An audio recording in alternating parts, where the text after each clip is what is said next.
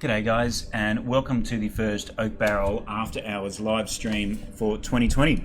My name is Scott Fitzsimons, and sitting to my left here is Joe Perry. G'day. Who, between us, look after all the spirits and wine here at the Oak Barrel Bottle Shop, smack bang in the middle of the Sydney CBD on Elizabeth Street. We started doing this little stream events about 2 months ago, 3 months ago now. About 3 months ago now. And basically the format is, once we are sitting here having a bit of fun after work, tends to be the time that we go through a lot of products, whether they be products in the store, new products, wine, whiskies, beer, whatever it is, just to have a bit of a chat and teach each other about great booze and great stories, but also to choose what gets on the shelves. And hopefully, by opening this up and letting you guys in a little bit behind the curtain a little bit, you guys get to pick our brains a little bit and also see the inner workings of why we choose what we choose to go into the Oak Barrel. So for 2019, we are going to commit to do every Monday at 9 p.m, whether we're here or not, which could be a little bit interesting. But yes, this is the first one for 2020. So Joey, how was your Christmas and New Year's and holiday period and all that sort of thing? Yeah, good. I was obviously here in Sydney for the whole shebang. Ate too much, drank too much. Not Good. too dissimilar from a regular weekend. But yeah, got to tick off the New Year's and start 2020 right. And yeah, you've dragged me back in here on my last day off of the New Year before we get back in. So Yeah. Now, might as well have some fun. for you, does that sort of holiday period, do you drink stuff you know is already great, or do you go looking for things? So for that holiday period, I'm definitely drinking stuff that I already know is great. I think that you kind of always do that. Well, for me, I always do that last minute check off just before the holiday start of, have you got enough? Don't want to be doing any last minute runs, sort of, Christmas Eve or anything like that. So it's all locked and loaded and organised very well in advance, which is one of the few things that I'd say I'm quite well organised for. But Drinking. yeah, Drinking. making sure that all the good bottles put away. So yeah, we were lucky and we got to drink a few cool things. As I'm sure you did as well. Yes. I as you spent it in Sydney again this year, which was very, very pleasant indeed. But for me, it's a bit of your personal favourites. Yeah. A lot of orange Pinot. Yeah. A lot of orange Chardonnay, as well as some great spirits as well. But there's probably one thing that we can't avoid and we shouldn't avoid is that shit is pretty messed up in this country at the moment.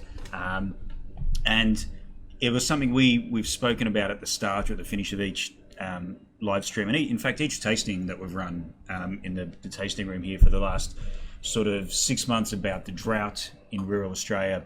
And obviously in the past sort of 6 weeks, month or so, the fires have been absolutely devastating and cataclysmic and apocalyptic. And there's just no words, I think, to sort of express what the hell is going on out there at the moment. We actually did, for the first time, see a little bit of rain come through, but it was very, very slight on the odd bomb radar today. But hopefully it's getting to the places where it needs to get to.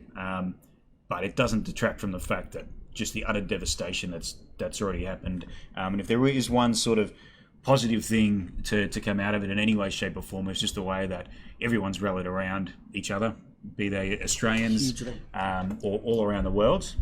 So that's been quite heartening, I think. But just the destruction and devastation is as I said, there's not enough adjectives to sort of describe it. Now, there's been a lot of charity things going around at the moment, which I think is great. There's, so many, every time you open a Facebook, there's another charity appeal, which is at, 35 million or $35, which is great. Warnie's Baggy Green is up to about $300,000 in the first 3 hours of it going on. So Put my bet on for that one as well. So yeah, I was priced out pretty quickly for about 30 seconds in. My $50 didn't go too far on that one. But it is something that we'd actually been working with a few people in December as well about how could we give back to farmers, particularly in the drought period. And while we are still working on some things at the moment, we'll finalise some details later in the week with something on the website. But basically, every membership sold during January here at the Oak Barrel, those proceeds will go towards probably rural aid, but also if all the fires went out tomorrow, that would obviously be excellent.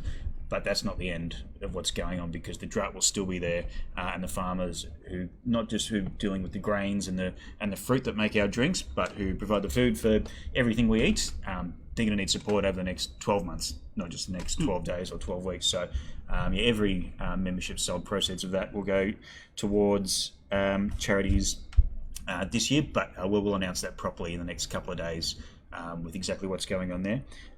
The other thing that we're going to hopefully working out is I've seen a couple of Australian Aussie spirit auctions and that sort of thing going around. So the Oak Barrel, if they'll let us be a part of it, we'll like to donate some older bottles, maybe some of their old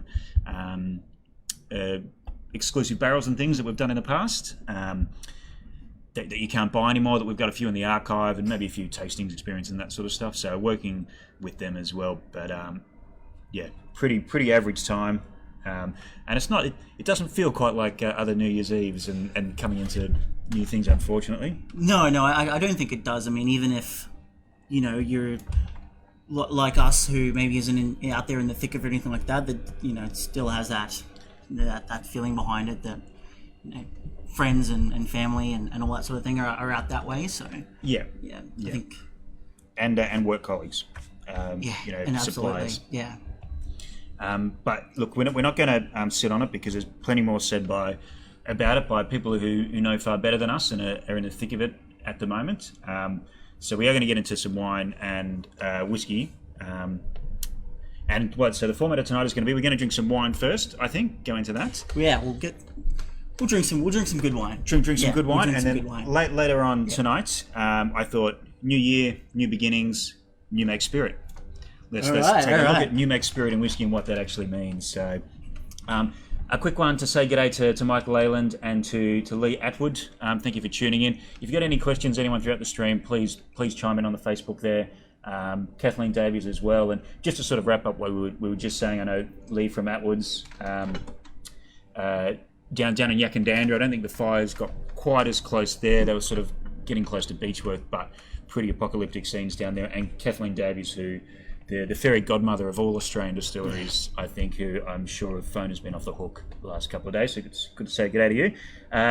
To David and Caroline Taylor, nice bit of advertising for Blackgate. Yes, I hadn't actually noticed that, but I'm always happy to advertise Blackgate if I can, so that's good, thank you. But we'll throw to Joey and start drinking some things, I think. Yeah, I think obviously Scotty put it very well on the intro about everything that has been going on around Australia and still is, and probably unfortunately will continue to do so for who knows how long. But it was interesting picking the wine for tonight, because I think that with everything that's been going on, the Australian wine industry was rocked, late December there, with a bunch of incredibly damaging fires that ripped through parts of the Adelaide Hills there, and damaged many vineyards and left a lot of families and winemakers and grape growers and all sorts of things in quite a place of despair, which is why, well, no, it's not why, but going on your premise of new beginnings, the first podcast that we did, that we decided to do, I think, I don't remember if you remember what whiskey you did, but we did the Swinging Bridge 003, the sort of orange quirky wine that sort of defined what I thought would be a good start for the Oak Barrel. But I remember sitting there about an hour beforehand deciding whether I wanted to do Swinging Bridge 003 or I wanted to do the Vinteloper Urban Winery Project number 3, which, like, I'm sure you would know the label if you saw it, Scott, but it's... I do know it very well. Yeah, it's this lovely, beautiful, just delicious, intense, aromatic white blend that comes out of the Urban Winery Project, which is a project by Vinteloper based in the Adelaide Hills, where they essentially source fruit from regions around South Australia and Australia and take them to wineries based in an urban location, so whether it be Melbourne, Surrey Hills, Rosebery here, anything like that, and actually get a lot of the local people involved to come down, help press the grapes, do all the sort of winemaking procedures that take place, and then bottle that. And it was like one of the standout wines of 2019 for us here. Just every time we got it, sold out immediately. So I remember sort of looking at those two bottles, and we went with, Tommy Ward's Swinging Bridge, but I think the Vinteloper is also a winery we've probably worked with almost the equal amount of time that we have Swinging Bridge. But then that's sort of tied into the fact that I think they also bottled a straight Touriga Nacional, which is fruit of Lanholm Creek, which was actually the first bottle I ever bought here at the Oak Barrel. Yeah, right. Yeah. I think second shift, I had to take a bottle of red home, and then I Couldn't convince you on the first one? I saw this bottle of straight Touriga Nacional bottled by Vinteloper, and I bought that, and it was, again, sensational knowing that it's it's such a popular Portuguese variety over there, and wondering how it scaled in Australia, and it was very, very good. So tonight I've actually reached for the Vinteloper Shiraz 2018, if you can see that, but I can see my empty glass. That's for sure. Now, with the extent of sort of the fires that did rip through the hills, Dave Bowley from Vinteloper, who started this in 2008, actually lost all 30 hectares of the property there, 12 hectares of vines, the farmhouse stay, winemaking equipment, sort of everything there, which is horrifying from anyone's perspective, really. But it's almost unbelievable if you haven't seen photos of it. I think if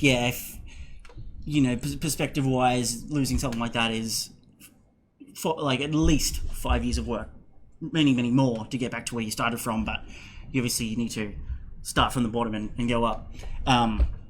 But I thought that was just worth a mention. But as I sort of touched on, I've wanted to do a wine from Vinteloper since the very, very first one. So any excuse to crack open these bottles and drink them is awesome, basically. Yep. But what Vinteloper sort of always done for me is just build very, very exciting, very like wines that just kind of want to jump out of the bottle. They kind of want to be opened.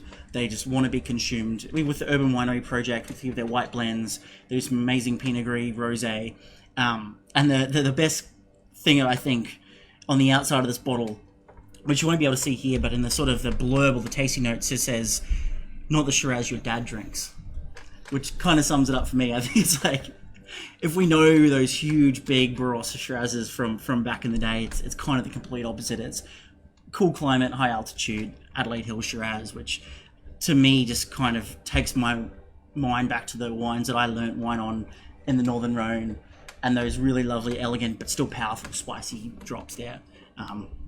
This is one of those wines for me. That's excellent. I mean, Vinteloper, we've long had Vinteloper in the store, and for me it was one of the wineries that if people didn't really know what they were looking for or who they were buying for, going to a picnic or a house party or just need something a little bit different, it's got all that drinkability and fun to it without necessarily being challenging. We've done a lot of natural wines, and I think, it's probably very well tied in with that 003 that we did the very first tasting. Yeah. It's got lots going on. It's natural, it's organic, it's all these sorts of things, but you don't have to sit there and analyse it. It's not going to challenge you to get behind it. Quick g'day to Jeremy, Tina, and Emily Jimenez. Emily from the Jalaja Distillery down south in New South Wales, who also in the firing lines of things a little bit. So I hope everyone is okay and safe down there. But I think what I like you sort of mentioned before we went on air here was to say we don't know what's going to happen with Vinteloper in the future, but let's look at this wine because of the wine, not because of current things going on. This is just an excellent wine that we enjoy. Oh, it is outstanding. I think it's, as you were sort of mentioning there, Scotty, as well, but I think it kind of does sum up a little bit of what we do here, which is it's not a challenging wine by any stretch. It's approachable for, all ages, 18 and over. It's not that funky, weird, crazy, out there stuff, but it's also just clean, but just very, very well made, which is why it gave me that real European kind of feel to it, where it was just they were doing it because that's what they wanted to do, not necessarily trying to fit any molds or do anything like that. Just kind of find the fruit, this hill's fruit, and just still, I guess, in that minimal intervention realm, but just kind of let it be what it wants to be. And yeah, I think they've I've been drinking the Shiraz now for the last 2-3 years, and it's just gotten better and better. So, yeah. So going back to that, not the Shiraz your dad drinks. To be fair, my dad would probably drink anything. So sorry, Dad, if you're watching. My dad wouldn't drink anything out of a wine bottle. So. There you go. It is not a typical South Australian, big tannic sort of wine. If say, you're international or a tourist, and that's what you've read about Australian wine in a book that's 10 years old, and you big Barossa Shiraz, and you drink big Aussie like oaky Chardonnays. How are they making? Is it all about the fruit, or is there winemaking techniques in this as well to sort of pull it away from that? Well, I think that like the I'd say the fruit's kind of the most dominant factor in what you've just described. I think that there's not necessarily winemaking techniques. I think there's like intentionally less winemaking techniques. Right. Okay. But so I can tell you that this does spend 18 months in French oak, which is a long time. It's a extended time for that sort of thing. Only 33% of it is new oak, but like nowhere in this wine do I get overpowering oak touches, and it's not what you'd see out of a similar style of wine that's seen 18 months of oak as well. But you can definitely get that really intense oak flavor that just covers up all of the characteristics of the fruit, which is from this. I still see that freshness and that purity even after having spent a year and a half in barrel. Yeah, which I think is really, really interesting. But also it just pays odes to how well that fruit has been handled and coming into the winery really like softly kind of broken down. It's basket pressed, but just I didn't see huge extraction. It's just really, really clean. I still like that lovely zippy acidity that you get from high altitude cool climate Shiraz. Yeah, it's super soft. Yeah, super drinkable. Like almost. Maybe it shouldn't say not the Shiraz your dad drinks, but it should say the Shiraz your Pinot Noir drinks from Orange drink. Yeah, the Shiraz that everyone drinks, But that's kind of what I love about this winery is there's no pretension and there's nothing there. It's wine that's made to be purely enjoyed. Like I do have some bottles of the Odeon, which is kind of their top tier Pinot Noir. Yep. So that just tucked away because I've been told that it will get very, very good, like years and years and years on. So I'm looking forward to that. But at the same time, I'm just always happy to open a bottle of Vinteloper, and just think that they're not redefining Adelaide Hills Shiraz, but I think they're really sort of putting it on the map with this kind of style. Yeah, it just like you could drink it anywhere, and like even in this summer warmer weather, it's not gonna make you sweat or anything like that. But it's a pizza wine, pizza and movie night wine, but it would go with food. You can do this with quite hardcore meat and that sort of thing.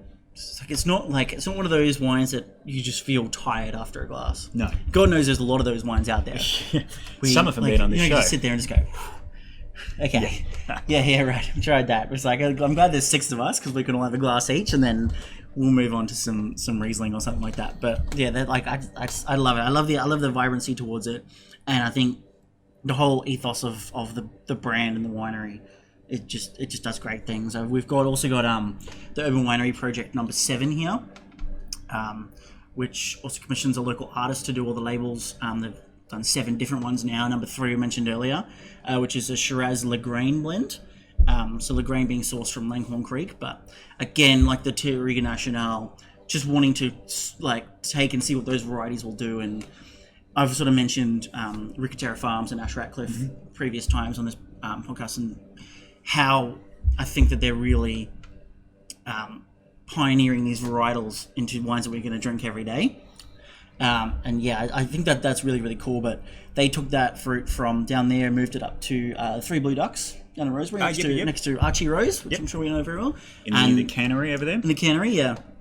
And actually just set up a little winery in the car park, and 230 odd Sydney ciders came down, pressed all the grapes, and got your feet dirty, literally. Got your feet dirty, and just like gave, I guess, people an opportunity to see what it's like in a winery when we're, like you and I can't wait for the opportunity to get to wineries and distilleries and things like that. But it's not something that everyone gets to do all the time, so I think that's quite cool to do that for our little city. Yeah, and I think it as well, particularly with how Vinteloper have set them up in Adelaide. I think they did the one of the Melbourne Meat Market or something. Yeah, they did it in Melbourne. And you see all that. If you've got a passing interest in wine, and you've always seen that image of that YouTube video of someone stomping on grapes, you'd be like, "No, that doesn't happen." And it's like, no, here you go. Yeah, stomp some grapes. This is exactly how we're going to do it. Yeah. So this is what they call the White Label series, I believe. So there's a few in this. Now I remember, because we've done some tastings in the back room with Vinteloper and trying the Odeon Pinot Noir. And the Odeon's the top level. Odeon's the top, the sort of they're ultra tiny single site production stuff. From memory, Which proper quality. very, very, very good. I think it's they obviously have their vineyards they work with, they have their own vineyards, but this has been the one where I think we tasted with the Vinteloper guys probably about 6 or 7 months ago, and they couldn't speak more and more about this one Pinot vineyard, which couldn't have been more than a couple of hectares big. And the old man that would never give it up and just farmed it every day by hand. And they were so lucky to be working with him. They do a Riesling, a Pinot, and I believe a Shiraz in that range. Yeah. And as a self-proclaimed Riesling fanatic, it is outstanding. Yeah. Yeah, awesome. Yeah. Can I have a little bit more, please? Like I said, I just thought it would be a kind of a cool tie-in of, brands that define the oak barrel, brands that I guess sort of define my style of wines that I like to drink, and the horrible news that we did here. I think enjoying this wine is kind of all a winemaker really sets out to do. So and sort of getting back to that again. That's not necessarily drink it for any other reason apart from it's excellent wine. And it is very good. Drink it for that. And I have actually put a link up on the chat of the Facebook stream there. We have all these wines in store, but I've linked directly to the Vinteloper website on your instructions. Yeah, well, so we've got a few bottles of these, as we normally always do, kind of kicking around. But if tonight inspires you to try any of the wines from David and the Vinteloper crew, just please head straight to the website head straight to the winery website and buy off them. I highly encourage you guys to just buy directly from them, because God knows they need it right now. Yeah. And if you get stuck in the CBD in Sydney and need to pick up a bottle, we'll be here. But otherwise, absolutely. Any of the wineries that have been affected or down those hills wines, I think could really benefit from direct winery purchases. Yeah, and to put that in perspective, it might cost a little bit more on shipping, or you might need to buy by the case. I'm not exactly sure how their setup is, but basically what it means is they will keep the full profits of that bottle of wine. Yeah. Which, at this point in time, we are happy to direct you to their way. Now, I just want to touch on something as well. We talk a lot about new things. We've even done it live on the stream where we've done a wine we've never tried before, or some whiskies we've never tried before. You know Vinteloper. The Oak Barrel knows Vinteloper. If you were walking in this job tomorrow and someone said, you were the new wine buyer and you got an email from Vinteloper, guys, do we do this? We go, yes, we do this every year. What do you then look for in a winery or a wine label that you know and you've tried for 5 years, consecutively, in their new lineup? So you're looking for development or new stories, or be the same, or what sticks out to you? I think I suppose it would sort of depend on the winery. I think anything initially when sort of taking this role all those years ago now, the first thing that jumped out was that working with unique varietals, because the first thing I want to know was why. Not why are you crazy, but why. Tell me why this works in this wine. And I think making those kind of if Shiraz and Cabernet has always worked for you, then by all means, please just keep doing Shiraz and Cabernet. But obviously, where the inspiration from the wines actually came from. I've definitely enjoyed wines that maybe have missed the mark a little bit, but there's been quite a strong inspiration behind it to go out and try and make this specific variety in this way. I do think experimentation is important on the small scale, and just trying new things, and then having that transparency to own up and be okay, we tried this year and it really didn't work for us, that kind of thing.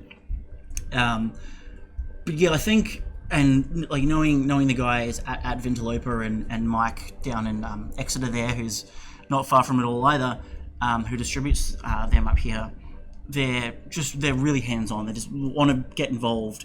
That's why I think it's important to mention they would I think it would always kind of would make people happy to know people are drinking their wine, and so they want to be involved in it and more of. And I think as a person in my position, anyone that is genuinely like encouraged and wants to be a part of it, and wants to step out and go like, what do your customers think, or how can we do this, how can we help you, or do you want to get involved in this, and it's people that generally love what they do, and that's expressed in the first time you meet them. Like that's pretty important to me. Yeah. Couple of quick comments there. Emily from Joe just said, love what you guys are doing. Very humbled, Emily, but I guarantee it's not as much as we love what you guys are doing, and everyone, distillers or winemakers around, or brewers around the country, because we get to sit here and have the fun without any of the hard work, basically. And also, quick g'day to Glenn Cassidy there from Cake Wines, who's tuning in, who also has a lot of ties in with the Adelaide Hills region. But I mean, I'll try to say some final thoughts on this one. There's not much more to say except, yes, great wine. Yes, the 2018 is just as enjoyable as the 17 and the 16 have been, and as I assume, whatever's going to come in the future will be as well. But I mean, it's just really, really tasty. Yeah, and I think that was kind of the whole idea of me tonight, which was obviously coming back over the holiday period or the festive season, that sort of thing. New Zealand did suffer quite a devastating loss in the cricket today, so I just wanted to kind of have something in my glass that I knew was going to bring me joy. I wasn't going to bring it up. That led me to this bottle of Vinteloper that I knew would make me very happy consuming. But no, otherwise I think that's exactly it. It's like I think like your dad probably would like this. Yeah, you know what I mean. No one at your table is going to turn their nose up at this. It is like really lovely, just cool. Like it takes me to that northern Rome, but it still has that Aussie kind of like oomph behind it, which kind of just stands up and says, yeah, this is Aussie Shiraz, but you would finish a bottle pretty easily. Yeah, I think like that. It's a good point. And if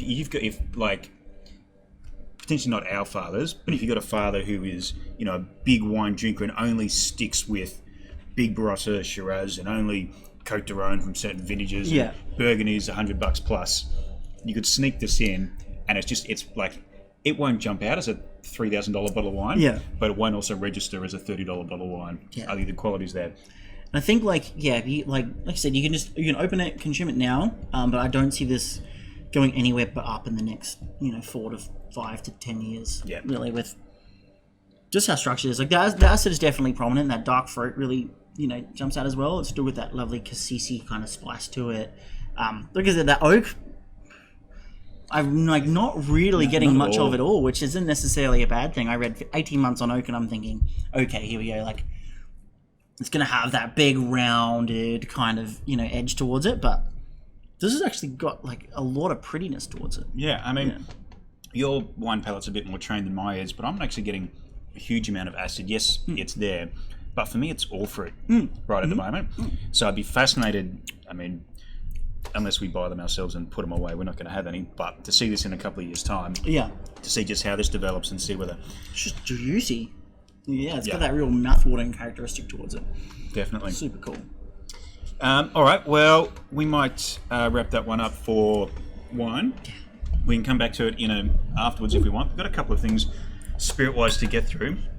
But yes, as I said, that wine is available at the Oak Barrel, but also more importantly from the winery direct. The link is vinteloper.com.au/collections, where all their wines are listed there, and that's on the live chat here. But as I said at the start, I mean, a lot of the whiskies and spirits that we try here are things that have been brought in as samples for me to try, or I've just opened it at a tasting recently, and that sort of thing. So they're quite current for whatever the Oak Barrel is doing. We haven't run a tasting for a few weeks because it's been sort of the quiet period. So I sort of was looking around and going, all right, what are we going to do tonight, while I was doing a bit of cleaning out the back, and I came across a little bit of New Make Spirit. And I thought, okay, what better way? As you do, you just trip over it sometimes. And I thought, okay, 2020, new year, new decade, new beginnings, new start to the year for releases and that sort of thing as well. Let's take a look at New Make Spirit, not necessarily say this is a finished product, but just sort of explain a little bit to people who may not have seen New Make Spirit before. So basically, in Australia, I'm going to bring some bottles out quickly here. In Australia, whiskey needs to be a minimum of 2 years in oak. So you distill your spirit what we call New Make Spirit, chuck it in oak for 2 years. Now, there's no such thing as 1-year-old whiskey, no such thing as 18-month-year-old whiskey. Until it gets to 2 years, it is not whiskey. Same thing in Scotland, but with 3 years being the minimum. The difference is in climate. Down here, we're a far more tropical climate in Australia, so things will extract and work with the oak a little bit quicker. But you don't, as a consumer, often get to see, New Make Spirit in stores, for quite obvious reasons. So I thought we haven't quite invented smell-o-vision through Facebook live stream yet, but we're going to try and describe this as best you can. So I have 3 bottles here of what looks like water or vodka. Yes, this is a Mount Franklin bottle as well, and you can see that there are some letters on there, New Make, do not throw out. And this is New Make Spirit from 2 Australian distilleries and then 1 Scottish distillery. All run off the still. These have not seen any oak. So essentially, these are vodkas, but they're vodkas distilled in a way that they're going to become whiskey. Vodka, you're often looking for an absence of sharp edges and flavours because you want it to be as smooth and clean and essentially as flavourless as possible for the mass market vodkas anyway. For whiskey, you want flavour and structure because it's going to sit in a barrel for a number of years and you want it to work with those barrels. So it's not something you get to see all the time, but there's 3 spirits here that look exactly the same, but are going to make 3 very different whiskies. And even though we have no idea what they're going to taste like now, hopefully we're going to see the differences in what they are. So I'm going to run through this pretty quickly. And these have run off the still. These are all whiskies, or New Make Spirits rather, that have been distilled twice. So through a wash still and then a spirit still, or at least a wash run and then a spirit run. And they're running off the still somewhere between 65 and 72% alcohol, generally speaking. That's where these are right now, just forewarning. Right. So we're dealing about an average 69% alcohol. This first one is from a Tasmanian distillery called Lawrenny. And Lawrenny doesn't have whiskey on the market just yet. Their whiskey's still maturing. I do believe they have whiskey sitting in barrel. They've had stuff there for 2 years, but they're just waiting until the right moment until they get the right flavour profile.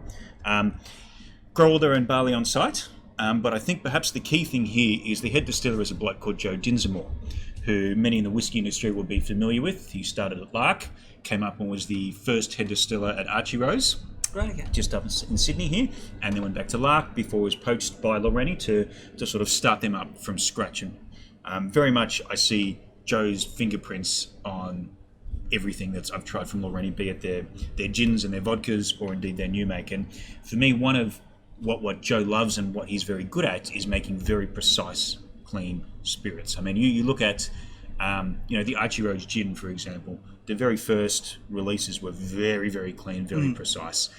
Dave Withers, the current distiller, probably has a few different ideas, and there's a whole new distilling team there now. So it's evolved over the past sort of 3 or 4 years, or even longer now, 4 or 5 years. But you see in Lawrenny that same, precision in this spirit. Now, I'm not going to speculate on where this gin is going to go. Was going to go in a bourbon cask or port or sherry, because they haven't released the whiskey yet, and I don't really want to say I believe it's going to go there. Let's let them do their first whiskey release first, and then we'll talk about it.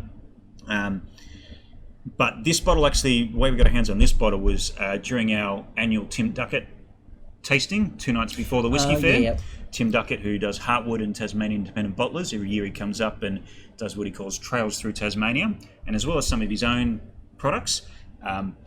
Every year there's a bit of New Make Spirit from various distilleries that he's really excited about. So the first year it was Kalara. Second year, 2018, it was Adams Distillery, New Make. And this year he brought up Lawrenny, because he thinks that's an exemplary example of spirit made in Tasmania. So first thing off the nose, if you haven't drunk a lot of New Make Spirit, it's big. Yeah. It's like unleashed vodka, but there's so much flavour in there as well. And this is quite fruity and floral. Yeah, I'm getting a lot of that, like a lot of stone fruit. Stone fruit, yeah 100%. Now, we're going to try and describe this in quite simple layman's terms, because it's, I've been sort of kicking around the idea of doing a New Make tasting here, and I reckon there's about 5 people who will buy a ticket in 5 seconds. It might be a bit difficult to sell the other 40 tickets I need to make it worthwhile, but If you're listening and you're in Sydney and you might enjoy this, could be something cool to do, just to sort of explain it. It's got a lot of that cereal like thing through as well. It is. Which I'm assuming like. Yeah, I mean, it's malt forward. I can't tell you the exact. A lot of barley grown in Tassie is Westminster. They're growing their own, so I'm not exactly sure what grade their varietal is. But yeah, for me, this is Joe Dinsmore, and the way that you can flavour a new make, because traditionally, obviously when you make whiskey, you've got barley, you ferment it, and you distill it. All of those things have a role in tasting how your new make tastes. The grade of the barley, how long you ferment for. The longer you ferment, you bring out more fruity and floral characteristics as a general rule.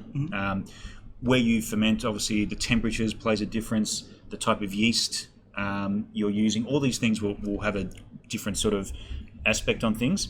Then distilling, how long you distill, the shape of your still, how long your vapors in your still of your evaporating spirit touch with copper and soften out. All these things play a bit of a effect in making your flavour. So it's certainly true that not all new make is created equal. And something in Australia that we do talk a lot about is barrels. But one of the famous whiskey quotes of all time was from Lynn Lark, Bill Lark's wife, who has played a bigger role than most people know in the modern Australian whiskey industry. And her famous quote is, "Shit in, shit out." If you put shit in your make, doesn't matter how good your barrel is going to be, it's going to come out shit whiskey. So you need to make sure that this product here that the end user will never ever see is excellent going into a good barrel.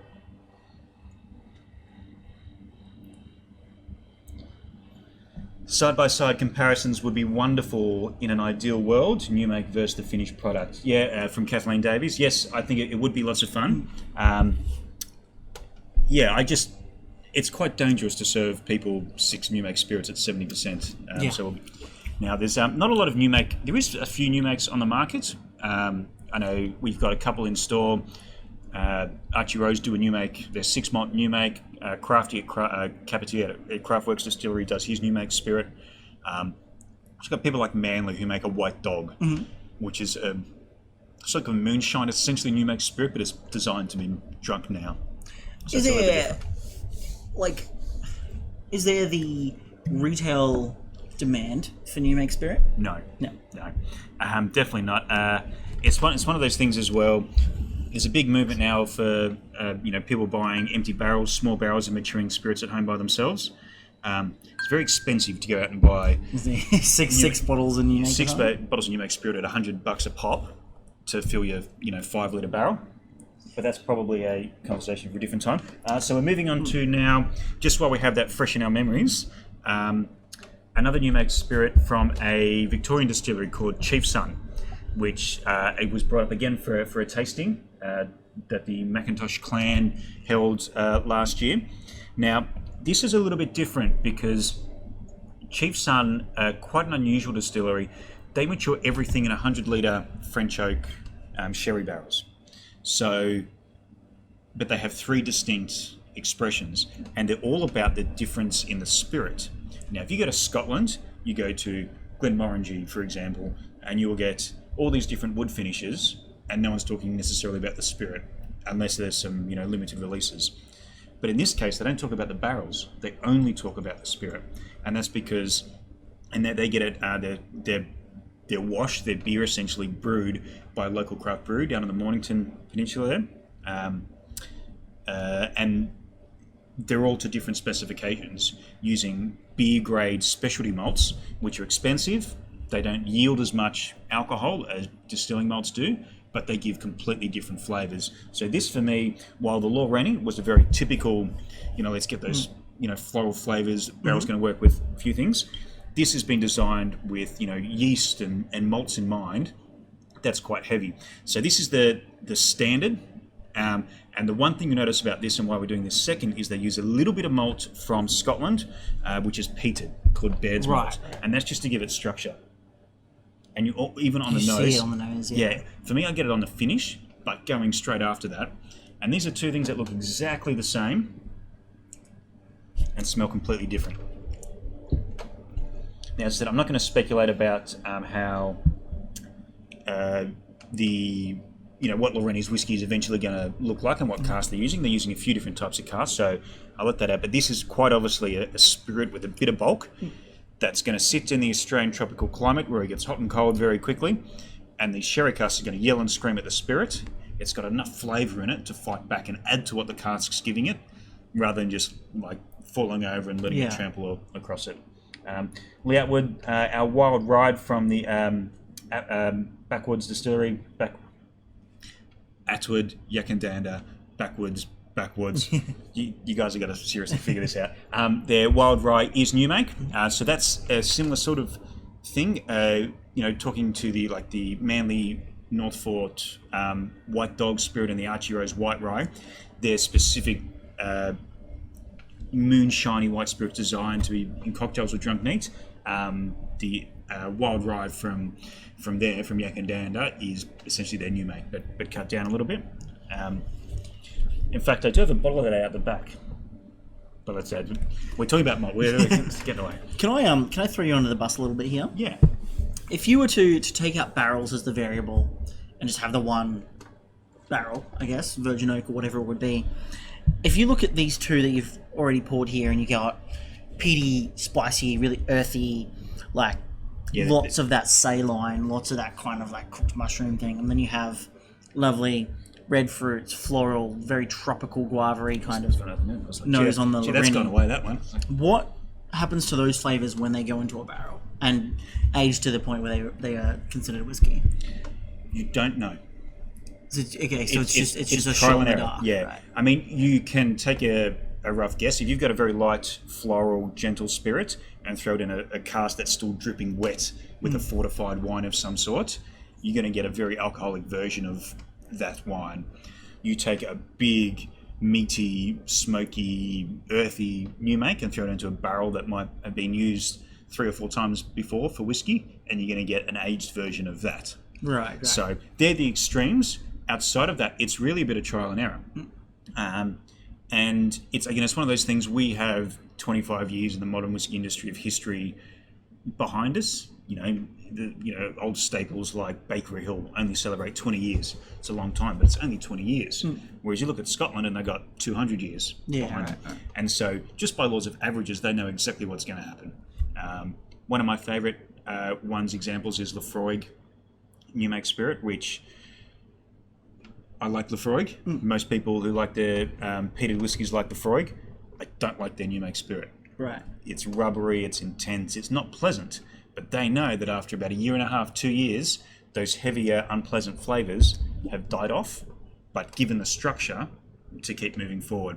So it's a trial and error thing, and Australian distillers will always be tweaking and monitoring how things work to try and improve.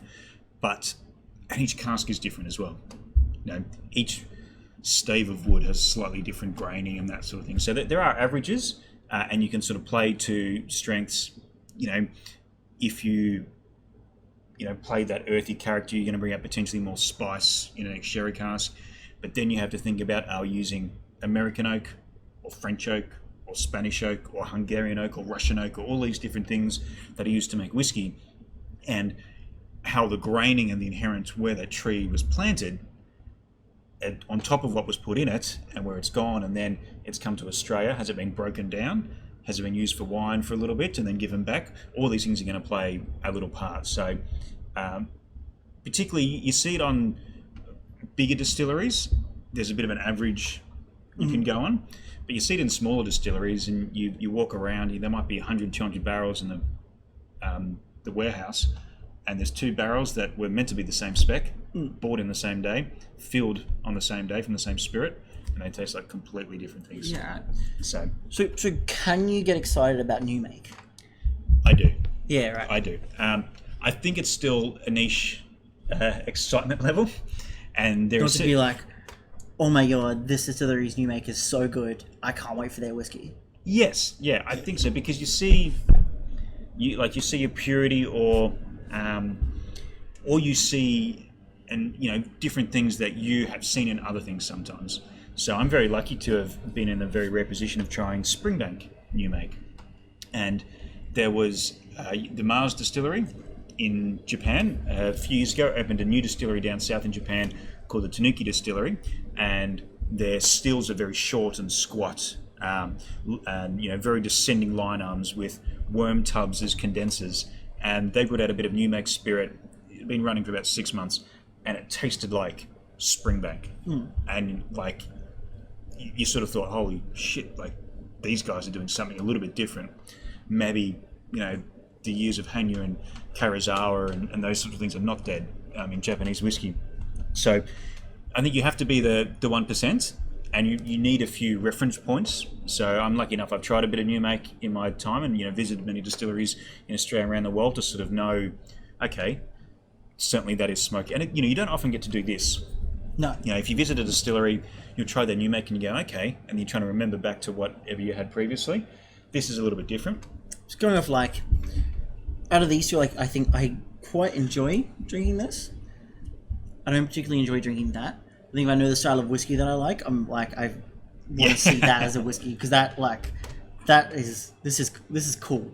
This has kind of got a lot of intensity behind it that gets me kind of excited if it's anything to say for what it's going to become. Yeah, and just the team behind Lorraine, and they've been up to us Sydney a few times to have a bit of fun. You'd be a fool not to be excited about whatever they're going to create. So moving on to a third one now, and then this is different again. And I showed the label just at the start here, and yes, this is exactly the bottle you think it's in, an old water bottle. And I had to write on it, new make, do not throw out, because this was a tiny little sample that Mark Westmoreland from the Wolfburn Distillery brought over when he came out to Australia and held a tasting at the back here. Unfortunately, we didn't have enough to give everyone a tasting on the night, as you can see. But he was kind enough, he was just showing it to a few bars and people and saying, this is what we're doing. And this is peated new make from Wolfburn, sorry. So Wolfburn is the most northerly distillery on the mainland in Scotland, right up near Thurso. There was a distillery called Wolfburn that closed in the 1860s from memory, don't quote me on that. But basically they found about where it was, and they've built a new distillery in the past sort of 5-6 years, about 500 metres from where it was. And for me, one of the most exciting new distilleries in Scotland. What can I say about this? Their fermentation times, are roughly 72 to 90 hours, which is quite a long time for Scottish distilleries, probably reasonably on par with a lot of Australian distilleries. But the big Scottish distilleries who are trying to get volume out might cut it at 40, 50, 60 hours, so they can do more runs physically in a week. Their still shapes are pretty classic for Scotland. Sort of not really swan neck, but classic pot still with a few, like a bulb to encourage reflux. But this is, I think, only 10 ppm and 69.9%. We're guessing these are around the 70% mark. I can tell you this is 69.9%. But it is just smoke. But yeah, it's super gorgeous and elegant though. Yeah. It's and there is one thing I've always thought about peated whiskies is when there is, you don't want one that just assaults you and tries to rip your front teeth out or, tear your tongue out of your mouth. You want that citrus or that fruit or something else to add to this, but it's just... the nose is super attractive. Yeah. Really, really. When you asked me that question just before of how do you, when you look at a new make, what do you know? I was like, oh shit, we should have probably tried this one first, because when I try something like this, you go, okay, wherever this is going to go, this is going to be quite good. Yeah. There might be an average barrel that really messes with it, but I think it's certainly as one of your favourite words, the prettiest. Yeah. Even though it's probably the fullest and on paper would look like the most aggressive, it's probably the prettiest of these. Sort of just all the pieces in the right place, kind of. Yeah. Which I'd never thought I'd say about a new make whiskey. Yeah. New make spirit, not whiskey. Sorry, yeah. Another thing that's important to remember is the casks that both the Chief Son and Lorraine are going to go into are going to be far more active than it is in Thurso, right up the top. Very cold, goes from very cold to very, very cold. So this spirit has to be that little bit more elegant and prettier to last 5-10 years, however long it's going to go for. Whereas these are going to be fighting, these barrels that are just, breathing. And, my favourite description of a barrel is always like lungs. Yeah. They can trend and expand throughout not just days and nights, but through seasons as well. And they do it quite quickly in tropical climates. They're much more subtle in places like Scotland. And so if you had a really big, aggressive spirit, it might take 20 years before it softens out. This is very elegant and pretty early on. It's going to, sort of go, but definitely it's completely different again for me, because it just, even though it's only 10 ppm, which phenolic parts per million, it's a very rough, but it's precise scientifically, but rough in terms of what your end product's going to be. That's on your lower end of peated stocks. Whereas these ones are, there's a little bit of peat in the Chief Sun, but completely different style. Once again. Yeah, it's really interesting looking at 3 of these. Yeah. And yeah, I mean, you see it sometimes, particularly when people are bringing samples. Glass is expensive. Why would you waste it on a new make sample spirit when 70% it doesn't really matter? Plastic will do fine. But you do see a lot of new make spirit coming from Scotland and America and various parts of Asia is coming in Mount Franklin bottles more often than not. Yeah. It doesn't make any sense to put in anything else.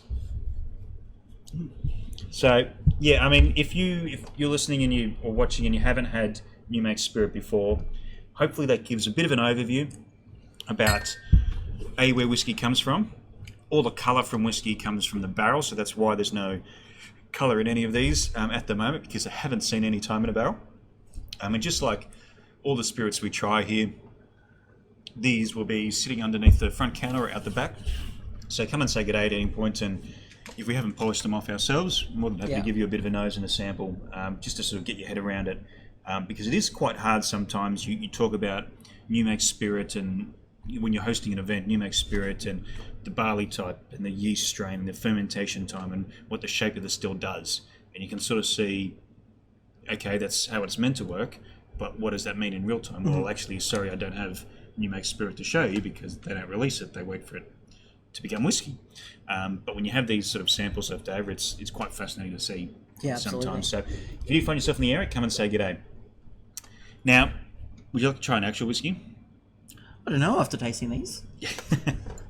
It's going to go. I might just get hooked on new make. Hooked on? It sounds like some drug from the future. Yeah. You're a new make junkie. Yeah, completely different styles.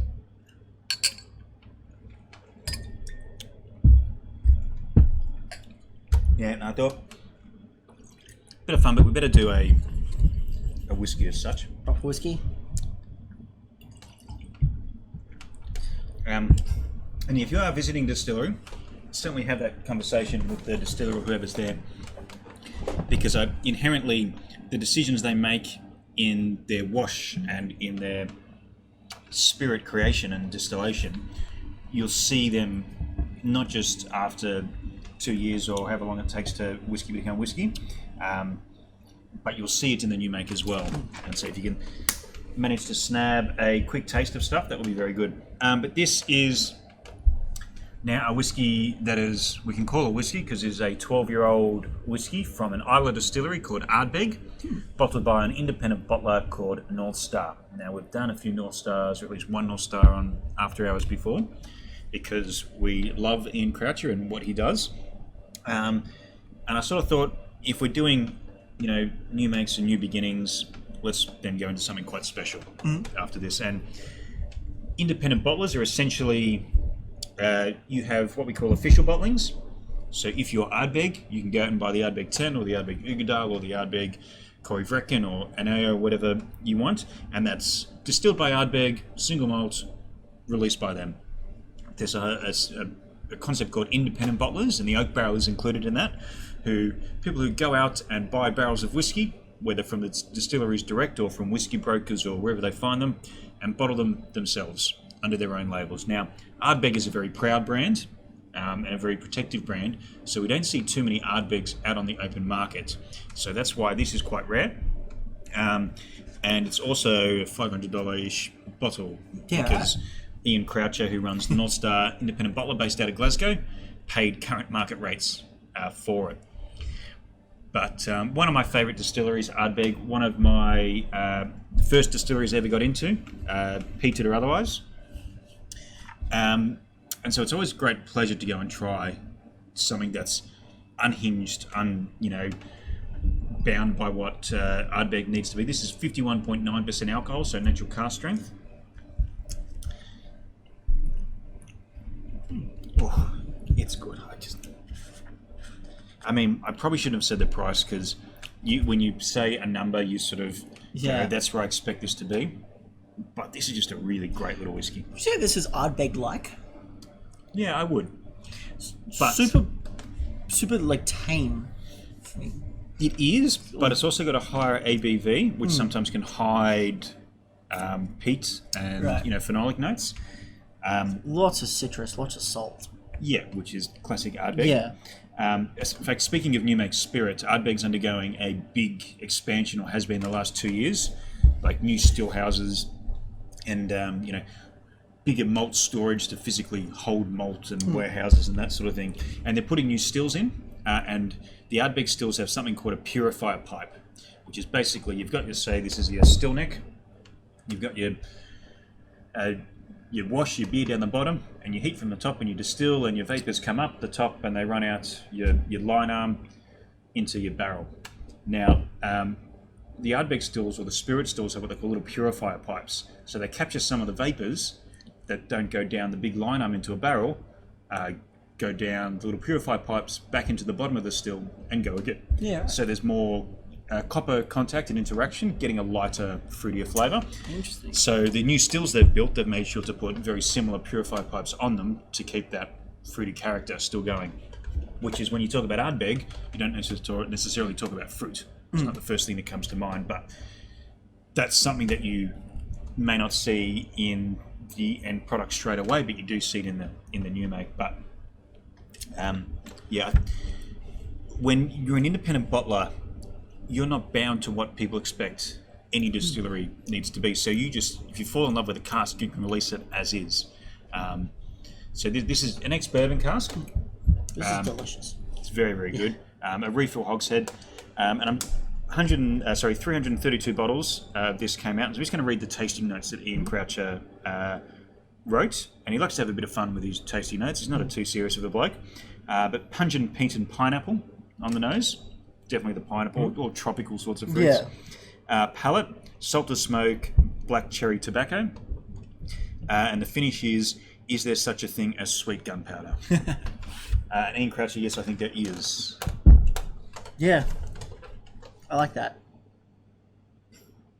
And you say, is this traditionally Ardbeg? For me, it is, but I'm lucky enough to, again, have tried a few cask strength Ardbegs. Whereas, is it typical of Ardbeg and Ardbeg 10? No. No, it just feels so much cleaner and crisper. Yeah. Yeah. One of my favourite distilleries in... It's like Ardbeg with a suit on. Yeah. Which, for me, is how Ardbeg should be. Yeah. Yeah. That's all we do a whole night on Ardbeg, and I do personally, going off the reservation a little bit here, think Ardbeg could be a little bit better supported in Australia from the parent company. It's obviously a sister distillery of Glenmorangie, which is owned by Moët Hennessy. And Moët Hennessy Louis Vuitton is a big brand, and they've got obviously Moet to deal with.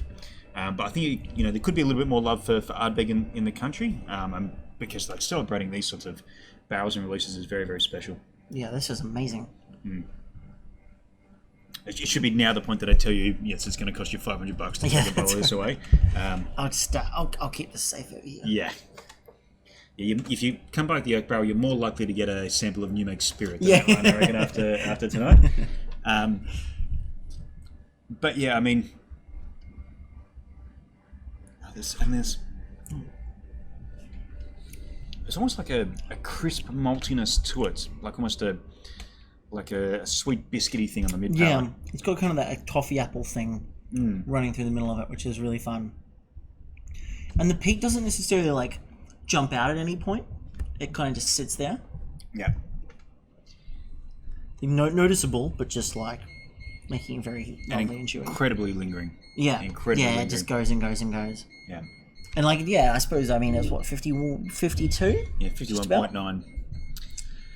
Yeah. If you're hearing that beep at the moment, that's the alarm telling us to go home. But we're all good for the moment. The alarm's not going to go off. But yeah, just I wanted to say quickly on, in terms of pricing and that sort of thing, Ian Croucher and North Star don't have 20 years of stocks lying behind them. Some independent bottlers have old deals where you will sell me what we call filling contracts. You will sell me X amount of new make spirit every year for 20 years, and I will bottle that 500 litres into whatever cask I want and then do that.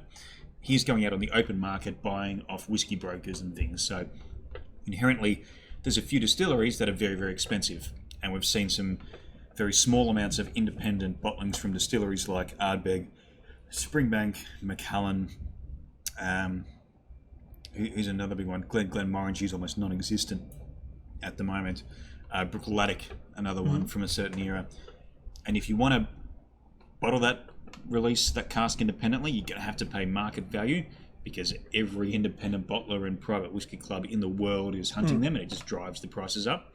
So it's I love to look at North Star and see what they land in Australia and what the retail price is, a very honest reflection of what's going on in Scotland at the moment, because you can see, okay, well, Teeninick and Glenlossie is costing that much because Ardbeg and Mortlach and Springbank are costing that much at the moment. So It's wild.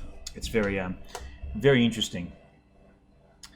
Couple of Happy New Year, Jessica, coming through. So thank you very much. G'day to Craig as well.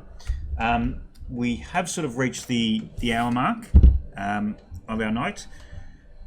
Hopefully you've learnt something from this one. As I said at the very start, we're going to be doing this every Monday at 9 p.m. Rain, hail, or shine. Rain, hail, or shine. Hopefully lots of rain. Hopefully lots of rain. Hopefully lots of rain. Take some hail as well, where that. Yeah, hail melts, doesn't it? Hail melts, yeah. But yeah, and whether it's always with the two of us sitting here, we've already planned out that there's going to be a couple of times when neither of us are going to be here, so it might be on a camera phone from somewhere in God knows where. But as I said, any of the spirits here tonight, if you find yourself at the Oak Barrel, come in and say good day at any point, and more than happy to give you a sample. But yeah, just again to touch on everything that's going on. I'm sure you've all donated in some way, shape, or form to the myriad of fundraisers and benefits and events going on at the moment. There's new ones being announced every 5 minutes, which is excellent. But every membership sold at the Oak Barrel for January will be proceeds of that will be donating to Rural Aid or RFS. We're also quite mindful of the fact that if it rains consistently for the next 3 days and all the fires go out, that's great, but that's not going to happen. And even when they do all go out, the problem is not solved with the drought and all this thing that's been going on for 12 months now, and the rural areas need the support as much as ever. The Vinteloper wine in store, as Joey said, but also through the Winery Direct, which we do encourage you to do. The links on our live stream there. Because to be honest, shit is fucked up at the moment. There's really no other way to put it, and hopefully we can dig our ways out of that as a country and as a society. But yeah, we'll also be working, as I said at the very start, working with various things. There is a spirit auction coming up, which we're hopefully, if they'll take our bottles, donating some old Oak Barrel bottles to, and maybe some tasting experiences and that sort of stuff. But yeah, I think I was doing a pretty good look through the cellar the other day as well, and there's stuff that I don't really want to drink on my own. So I mean that can always go towards good cause as well. So 100%. Yeah, I think that obviously the one thing that I suppose positive thing we can take away from it is just how much not only the beverage or alcohol industry has sort of gathered, but just everybody in the country or across the world has sort of gathered to help this, and yeah. Yeah, I saw actually today, and I should give them a shout out as well. Maryvale, Justin Hemmings has put $500,000 in, and they're hoping to match that in donations. So hopefully $1 million there as well. See, the guys at Winona were doing a big all profits from the day are going to be donated as well today, which was awesome. Yeah, P&V as well. P&V as well. Saw something. Drinks have been doing really big thing towards it as well. So yeah, it's just awesome to see all of these businesses that we share the industry with really going forward with that kind of movement as well. Yeah, I think I've been caught saying a couple of times when talking about what people will consider competitors, that like no, the sort of booze that we're pushing. Yeah. Where the better we all do, or the better one of us does, the better we all do. Yeah. I think it's never been true. The better regional Australia does, the better we're all going to do. The more wine we drink, the happier we're all going to be. Yeah, 100%. The more wine we're able to make and all that sort of thing. I did see as well another gin that we have in store here, Kangaroo Island Spirits. Very, very excellent gins. Kangaroo Island has been reasonably decimated through a fire there. They've put up on their website $10 from every bottle of gin sold through their store at the moment. That'll go directly to the Kangaroo Island specific fund. So if you're looking for a new bottle of gin, again, we've got some here, but do encourage you to go and give your money down to them, because that community needs a little bit of help. And I think it's obviously stay safe right now, but in 3, 4, 5, 6 months time, it's going to be a big time to get out on the road and go visit, and not just into the direct farmers and bales of hay, but the corner store and the pub that's got a few rooms upstairs to stay in and that sort of thing, to sort of put some money back into these economies. Yeah, massively. Lord knows we'll be doing a lot of that next year. Well, this year, I should say. Yes, it is this year. Yeah. It is this year. So, thank you everyone for joining us on the first After Hours of 2020. I look forward to hearing from you and sharing a drink with you at some point. Stay safe if you are in a part of the world. And I noticed there was a few people jumping on from distilleries and friends and family there who are either in the firing line or are just been through it. So everyone stay safe, get out while you can, and we will see you very, very soon to have a bit of a chat and drink some more. So thank you. It's always that second button. Always the second button that gets me every time.